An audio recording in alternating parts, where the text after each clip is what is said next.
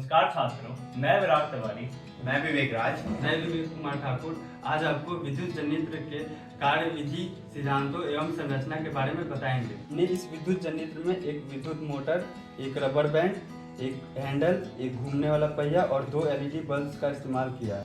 नमस्कार विद्यार्थियों, अब हम समझेंगे इस विद्युत जनित्र में किस तरीके से विद्युत का उत्पादन हो रहा है।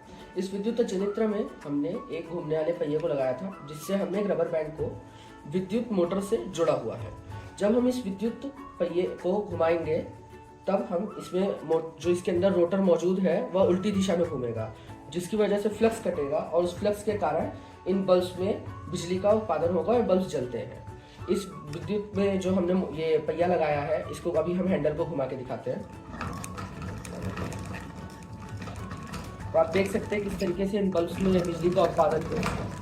तो इस तरीके से हम सीखते हैं कैसे हम विद्युत जनित्र का उपयोग करके बिजली का उत्पादन करते हैं।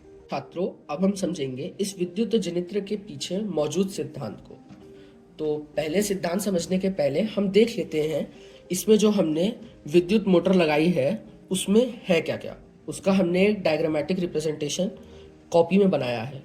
इसमें हमने देख सकते हैं कि जो विद्युत जनरेटर होता है, विद्युत मोटर होता है, उसमें 2 क्षेत्रीय चुंबक लगे होते हैं। उन 2 क्षेत्रीय चुंबकों के बीच में एक आर्मेचर होता है। और वह आर्मेचर आगे जाके ब्रश और स्प्लिट रिंग, जिसको हम साथ में स्प्रिय विलय कहते हैं, जो कि आगे हम तार से जोड़ के प्रतिरोध से जोड़ते हैं।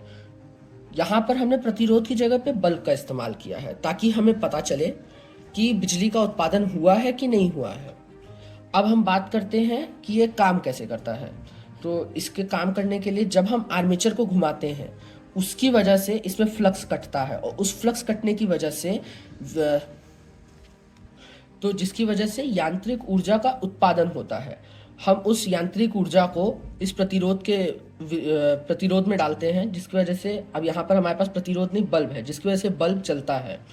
जिसमें आप देख सकते हैं हमारे मॉडल में हमने आर्मेचर घुमाने के लिए एक पहिए का इस्तेमाल किया था, जो कि हम हैंडल से घुमाते थे। अब जब ये हैंडल घूमता था तो जिसकी वजह से हम इस मैकेनिकल ऊर्जा को हम इस विद्युत ऊर्जा में बदलते हैं और यह बल्ब घूमता है। एक बार हम फिर से करके दिखा देते हैं। तो आप देख सकते हैं अब हम देख सकते हैं कि देखिए बल्ब में बिजली का उत्पादन हो रहा है। यह बल्ब बंद बुझ इसलिए होते हैं क्योंकि हम लगातार उस मैकेनिकल ऊर्जा का प्रभाव नहीं दे पा रहे हैं। तो यह था हमारा छोटा सा मॉडल, जो कि आपको विद्युत जनित्र के बारे में बताता है, उसके सिद्धांत के बारे में बताता है, उसके कार्यविधि और उसकी संरचना के बारे में बताता है। धन्यवाद।